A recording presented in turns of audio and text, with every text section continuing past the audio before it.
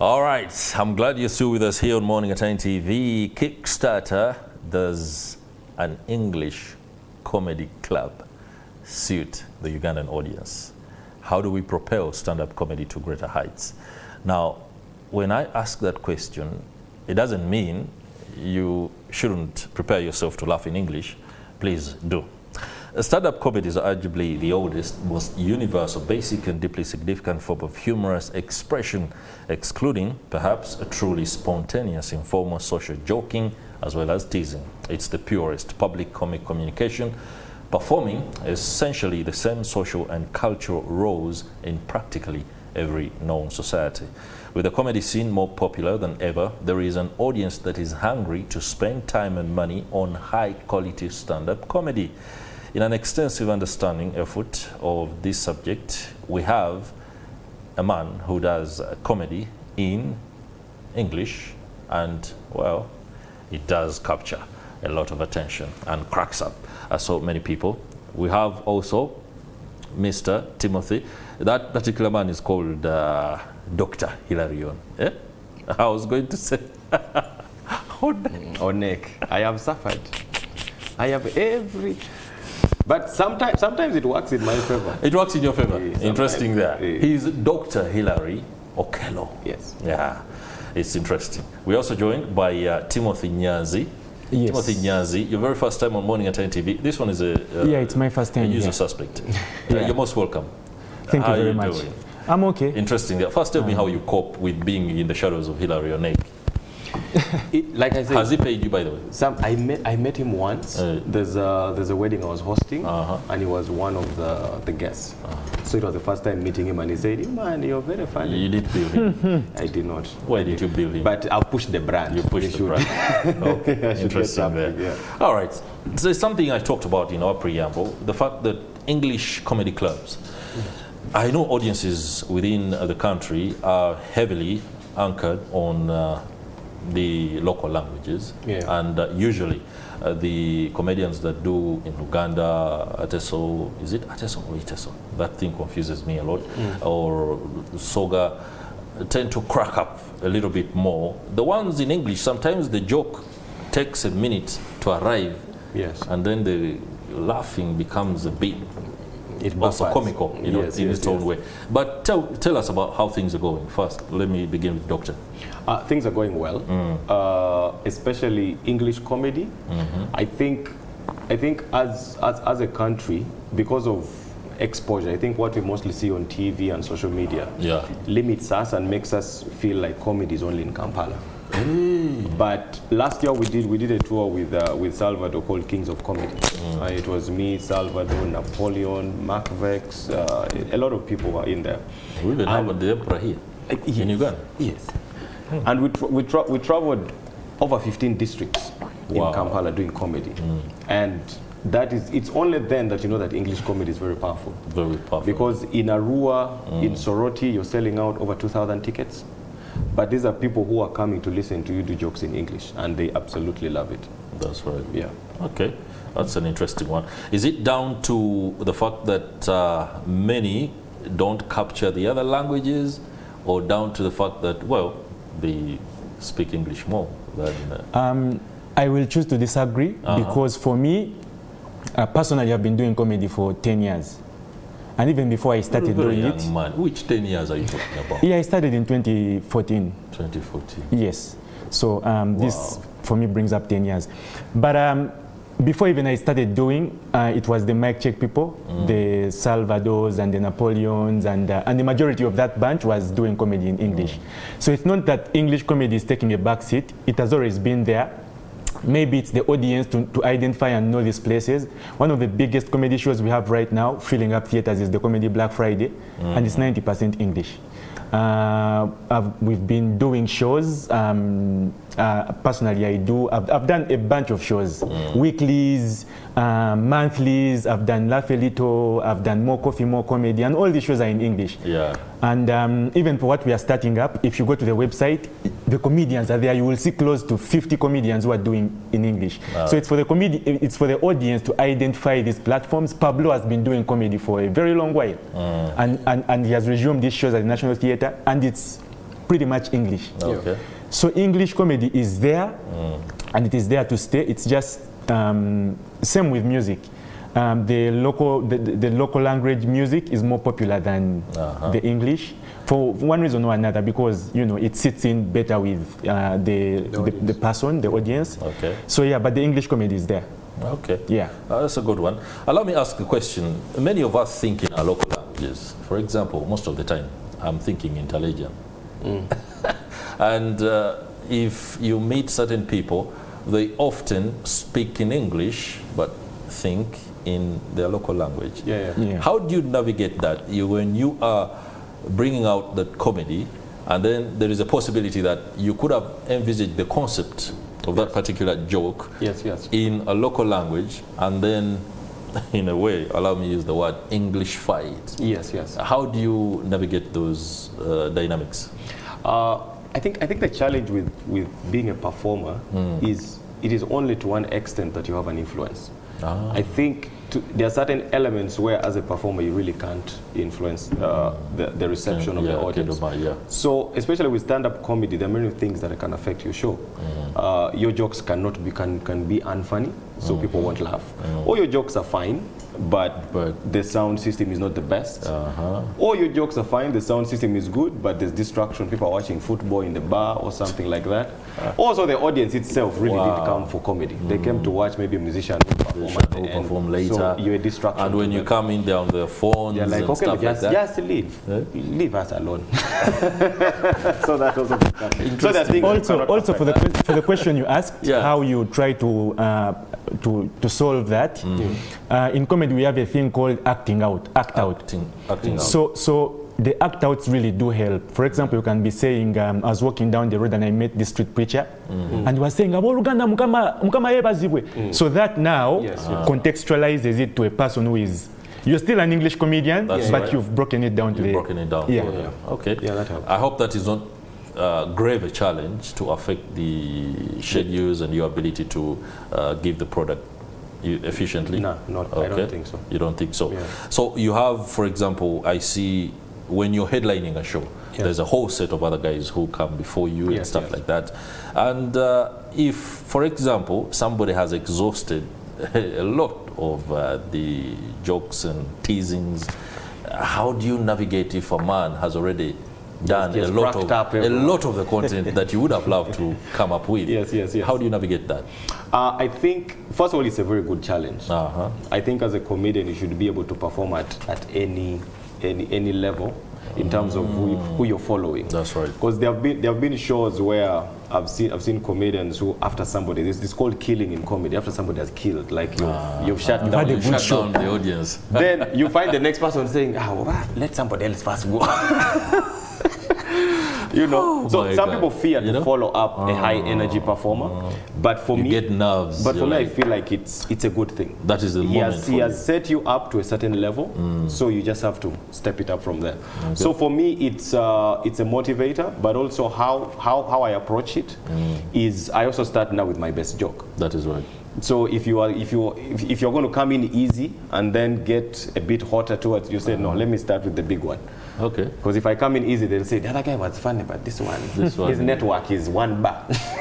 So you need to come with 3 bars. Also when we are curating comedy shows, the lineups, there's a bit of a template to it. Because now there are some shows where you have opening acts. Opening acts are slightly the fresh comics who are trying to get their feet on their feet. Then you have like the support acts. Now support acts are those that have graduated from the opening to that space. Then you have the headliners. The headliners are now the guys who have practiced the craft for a while and they know their way around. So even when we are doing the lineups, that is the list of our worries, because you have that in the back of the mind. So it's pretty much good to go. Wow, that's an interesting one. You speak of a catalog. Yeah. Do you guys have like 50 aspects? You say, I'm going to have to pick out from this for the next show, and then the other show, I'll pick out this because depending on the audience that I'll be presenting to, and then you consistently use them as your North Star, so to speak? Okay. I think it varies per comedian. also it comes down to branding, how you brand yourself, towards your audience, what you want your audience to think of you. So I'll give an example. Like last Friday, I had a show at the National Theatre. It was called Uganda Must Laugh. And as the title says, I just want Ugandans to laugh. So the whole show was curated around Ugandan circumstances and stories. So I talked about Uganda police, traffic police. I talked about police and journalists. You know, I talked about. You've already put us into the mix. Oh my God! I was on your side. Okay. Just so you know. I'll want you to do that so that I can be sure. So then, yeah, I talked about driving in Kampala streets and all of that. So for me, when I come up with a date for a show, I sit down and choose topics that I feel need to be addressed, as a comedian, and find the comical aspects to them.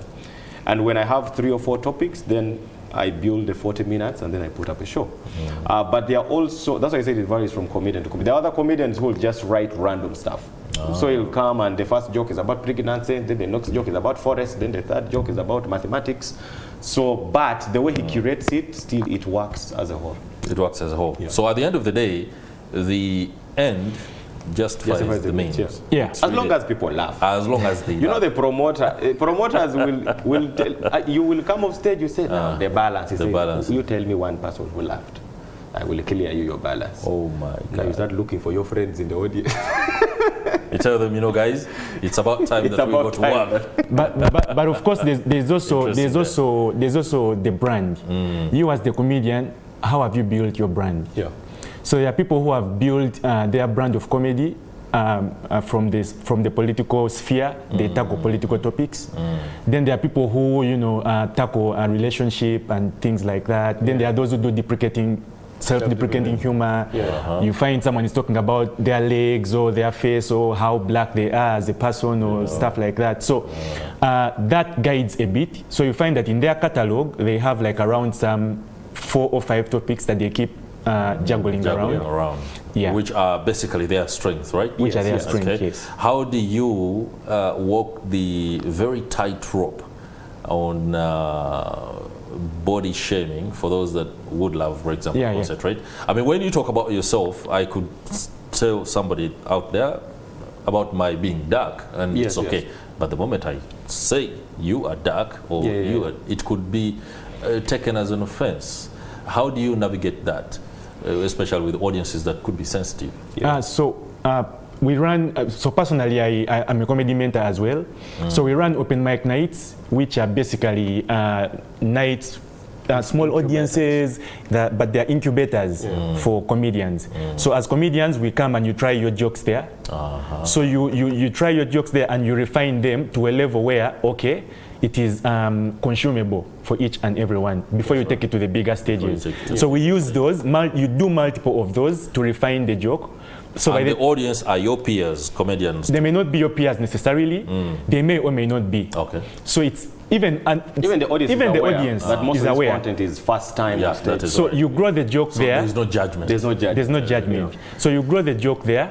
And then you keep growing your small minutes, 5 minutes, you keep trying them out. If something has not worked, you go back home, you say, okay, the people didn't laugh, what can I change here? You change again, then you bring it back, and then it's getting better, then it becomes even more solid. Then that is when now you take it to the bigger stages. So when you go in the bigger stages, what you're doing there is non try and error. Because someone has actually paid good money to come and watch you. So you've come for business. Yes. So now that is the business you see. So now when Hilary is doing the National Theatre, that is business. That's business, no doubt. Yeah. All right. So that solves those, you know, audience reaction and everything, and the dead air, and But also you made a very critical point when you talked of how talking about yourself. It to a very great degree, it eliminates the idea of people feeling offended because you're talking about yourself.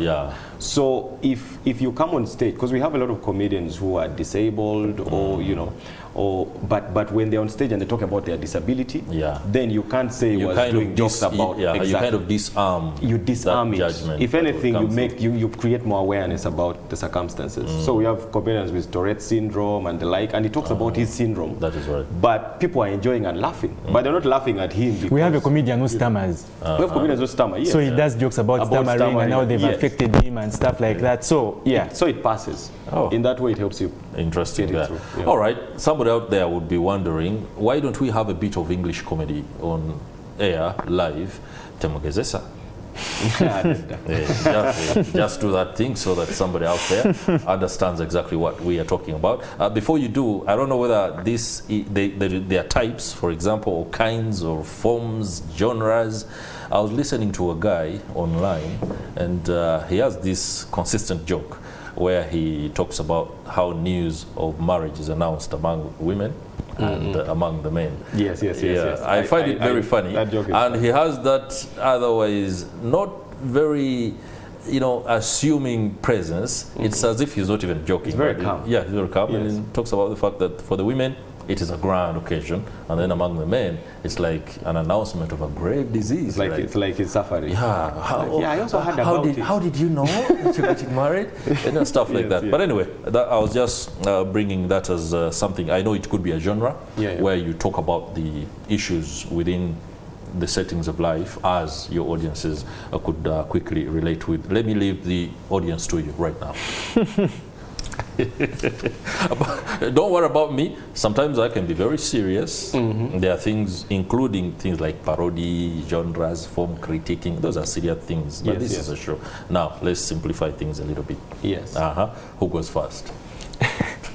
So for me, maybe I'll not share an actual joke, but it's just an idea that I'm working on. You're working on. About how you know these people who snatch phones in traffic jam, the thieves. I've always wondered when those guys are arrested, are they also entitled to one phone call? Because I think those are guys who should be entitled to at least maybe one post office mail, so that you send it and it reaches over when you get a real punishment that you deserve. It takes at least 2 months. It takes at least 2 months. But they keep updating it. They keep updating it. It's interesting. So when you step out the audience and you have, what is the time frame? Could you be given 30 minutes? At our shows? At a show. Could you have as many as 30 minutes? Depending, because the show now we are doing today for the opening of the comedy club we are doing. Yeah, we'll be coming to that. We have 20 comedians lined up. So for those 20 comedians to go in a space of 2 hours, it's going to be 5 minutes each. Okay. Yeah. Then there are shows like Dr. Hilary's show, which was a one-man show. So for that he did an hour. Yeah. So you have then there are those okay, I can as well now. Right now I can steal your 2-3 minutes, no doubt. Of? Yeah, comedy.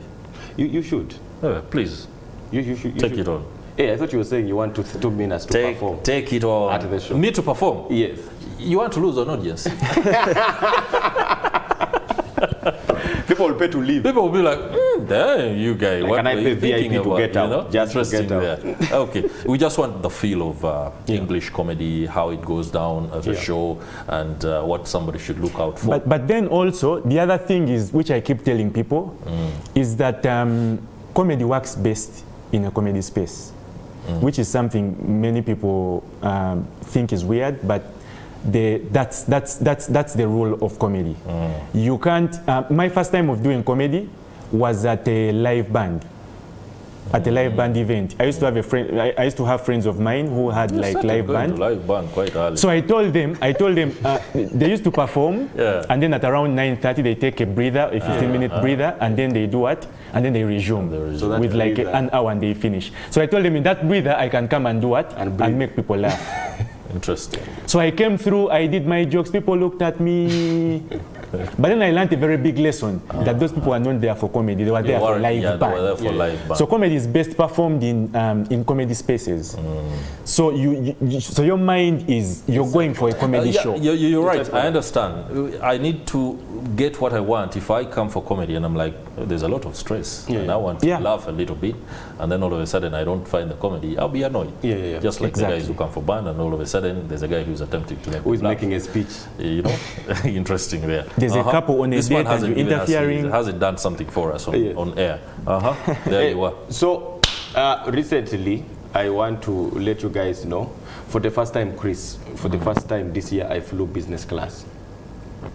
That's where you clap. I flew business class. Congratulations. Uganda Airlines. Yeah. But I'm here to tell you, I do not recommend it. I do not recommend business class, especially if it is your first time. They will know it is your first time. They will know. They will know. You'll try to hide, but they will know. Chris, you know, I went to business class. They sent us to a lounge. We were in the lounge. I didn't know about the lounge until when I saw business people. You know, when people are in business class, even the way they talk. Even the way they talk. They talk like you, Chris. Yes, how are you? How was your morning? How is it? There's that, you know, that sound of an ATM machine. Is everything okay? But you go to economy. Oh, Leah, you come this side. You pass there. It's the same. Interesting there. So you had to... I had to blend. It was a culture show. How did you blend? I had to blend. I also had to fake my phone calls. Fake one. Because everyone, we need to hear that. Everyone was making. We need to hear that fake phone call. You'd hear a white woman passing, but she's like, "Hell, I think let's try Qatar. I mean, Dubai is really not working for us this time. Let's try." Another person passes like, "Oh no, let's do 5 containers. I mean, Mercedes-Benz or BMW, let's do like 5 or 10 containers." And I was there. I said, "Okay, like I cannot die in my movie." Was there Lebanese? There was no Lebanese. No, I did. Maybe they were behind the other side. I also picked my phone. My uncle called me. He said, "Okay." I said, "What?" He said, "Hey." I said, "Hey, the chicken has given birth." The chicken had given birth to 5 eggs. That was business. But they will know you are lying. They will know you are lying. Okay. Wow, interesting stuff there. But it's not an easy thing to do. And what I've found interesting with stand-up comedy is, as a comedian, one of the weirdest things is, the moment you meet someone, you're like, "Bro, how are you?" You said, "I'm good." "So what do you decide to do stand-up comedy?" It's like, "Yeah, you make us laugh." Immediately they want you to That is what they think. Are we wrong to think like that? I think it's... Because I wouldn't say it's wrong. I would fall into the same I would find it weird. It's like, Chris, if somebody meets you maybe walking around maybe one of the roads, and you're a broadcaster. You say, "What do you broadcast from me?" You broadcast. You anchor. Anchor from me. Anchor from here. From there. Yes. Interesting. Now, I understand exactly what you go through. But the context is different. Definitely. What you do is sometimes not scripted. Yes, yes. Anytime you can simply... You can pull out a rabbit out of the bag. No doubt. And that is exactly why the talent should be integral to the product. Yes. Yeah. There are those who are making it very business-like, that the talent is really not what is driving. Yeah. And you can understand when they do it and stuff like that. I don't know how thriving on that particular, how do I call it, that particular plane is when you're not the funny guy. Now, I'll use an example, and this one is, I'm sure you know, in your industry, there's a guy you look at, and because of the history of the jokes that he has come up with, you're tempted to laugh before he says anything. Yeah. And then there's a guy you look at, you're like, now I should brace myself. He's going to come, you know? Stuff like that. Those are 2 different scenarios. Here, you're prompted to laugh before. Then there's another where you know you should prepare yourself for. Which one is easy to take on? If you're not the natural who kind of triggers laughter, how do you, for example, blend from one to the other? In comedy, there's what they call the persona. Persona, yeah. Yes, your comedy persona. For example, now I'm a stand and deliver person type of comedian. I do one lines, so I will come stand in one place and do my show there in one place. And then you'll find Hilary, who is moving the entire stage. Yeah, this guy keeps pacing around. Yes. Yeah. So there is that. It's important. It's important. Yeah, so there is that. But it all goes down to how you've chosen to go about your craft as a comedian. So there are people, there is me who will come and stand, and then you're like, this guy, and then within 2 sentences or 3 sentences, you're now with me. Yeah. And then there is him, so it's a bit of, where do you fall now? Where do you find yourself? Okay. Yeah. You can solve some problems by using art. We have our eternal issues as a country right now. Even world problems like hunger, you could solve hunger using art. Climate change. Climate change, global warming. Yeah. How? All those. Now, for more, go to normal gallery. You will find details. All right, interesting there. But I love the connection between art and comedy, because comedy is also art in itself. Yeah, creative art. Creative art. And I'm sure, just like we were seeing the guy taking us through his understanding and his illustration, comedians do bring forth those aspects of life that we might actually not understand. Some of them we, as the audiences, might not be comfortable with. And you tell it to us, we laugh about it, and then perhaps agree that maybe how we've been dealing with it is different. Let's take another approach. Let's be humorous about it. Let's allow to laugh at ourselves. You know, in the olden ages, every king had a fool. This fool would be brought, and the king would ask questions. But the whole issue was the king wanted to know the things his advisors wouldn't tell him. Yeah. The fool would come with his bottle and then begin to say everything. So in a way, you are our fools as audiences.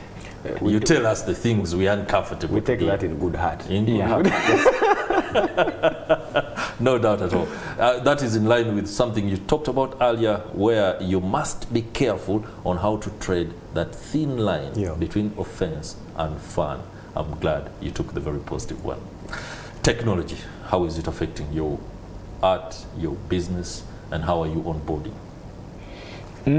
Technology is a very big thing when it comes to comedy, how it has affected comedy. Even in its simplistic form. Yeah. For example, now for the comedy club we are starting up, we've decided to do online ticketing. And that for Ugandans is a whole other different. They're like, now tickets online. Tickets online. But now that's convenience. We are extending convenience. People have been buying tickets at the comfort of your home, and then 2 tickets bought. That is convenience, but now that is technology for you. Yeah. Then we have things like podcast, which is a new trend also that has come up. Talk about it. And it is a very big thing. So there's that. Now there are trends like the TikToks and all these things. And then it's for you as the comedian to see how you can catch up to that world. Because if you don't catch up, you're left behind. You're left behind. So definitely technology is something that has, come into our industry, and we really have to embrace it and take it on. I'm sure you do agree. And I feel like technology has done more good than harm to the stand-up community as a whole. In terms of even brand growth, a lot of us have benefited from technology, because social media has helped propel our content and put our work out there. I think the only challenge we have, and it's something we're talking about, is when it comes to the conversation of copyright and ownership of work. Yeah, ownership of that content. There are people, because everyone wants to trend, everyone wants to get likes and views, so that people will come on your official page, get your content, download it, go and edit create new parodies. Yes, and then place. And then he creates a Dr. Hilary who has a double L. With a double. Now, the ones that bother me, because I understand those who get the content and put it up there. In a way, they're also promoting your brand, which is great. Because on your page, you might get 1 million views, and then he puts his and he gets 5M. At the end of the day, people are watching it. The challenge I have is there are those who crop very well. Then now you start seeing adverts around your face. Something herbal products. People start calling, Hilary, do you have herbal products? Oh my God. Interesting there. Yeah, but it's good. It's good. Okay, that is also in line with the support structure for comedy and the stand-up comedy. the budgeting process, money. Me, I love to understand where the money comes through. You're making people laugh on a daily basis. Yeah. Do you guys laugh to the bank?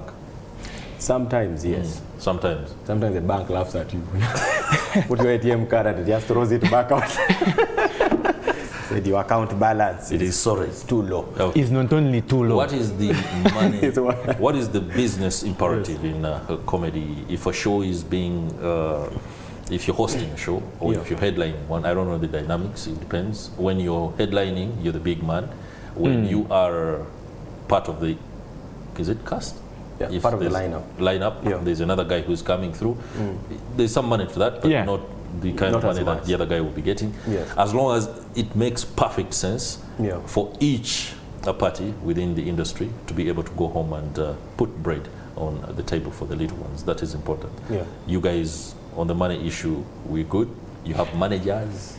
Or you're failing to give people jobs? Yeah, we are employing people. As a comedy mentor, the thing I always tell comedians, especially the young ones, is that in the near part of doing comedy, there is no money. So I always encourage them to have something they're doing on the side to pay the bills.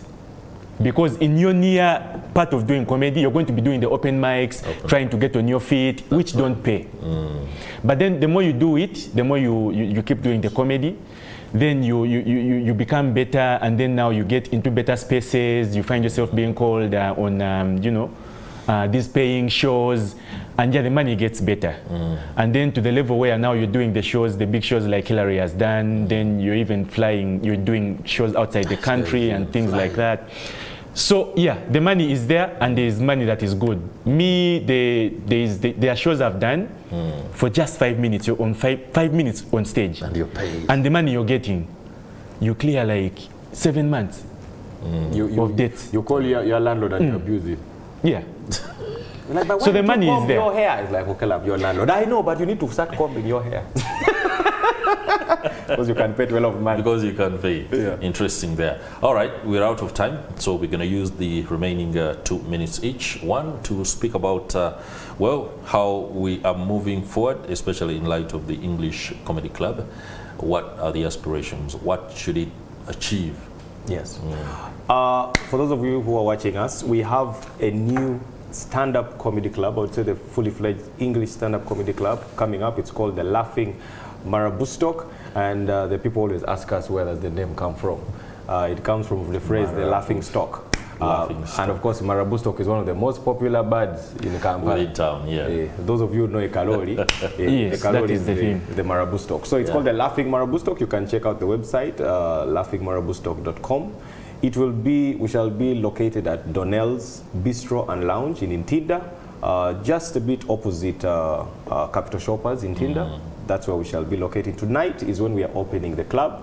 We'll be running 3 nights on Tuesday, on Thursday, and Friday. So every week, we want comedy to become a plot in Kampala. Right. Yeah. Where, Chris, if you have a friend who is in the country for the first time and they say, where can we hang out? In Kampala, we're always taking people to bars. Let's go and drink. Let's go to, there's a club here. There's a club here. Yeah, sure. Let's also do other activities. Tell someone, you know what, we have stand-up comedy at the Laughing Marabustok, and we shall have a good time. Yeah, and it's also a good place for dating. Yeah. Take your date too. Yeah. Yes, make her laugh. So he has been as comprehensive as possible. Speaking about the Laughing Marabustok, so yeah, we are going to have up to 3 shows every week.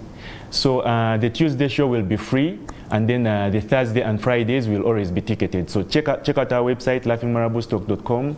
Yeah, it's good times to be a comedy fan. The lineup for today? Lineup for today, we have 20 comedians lined up. All the biggest English comedians are on the lineup, and Kansime, Salvador, Pablo, Hilary himself, myself, Okelo, Daniel Omara, Cotilda Inapo, Agnes Akite, Jacques Rothomio, Don Andre, 20 comedians lined up. And of course the headliner for tonight, Chris Higenyi.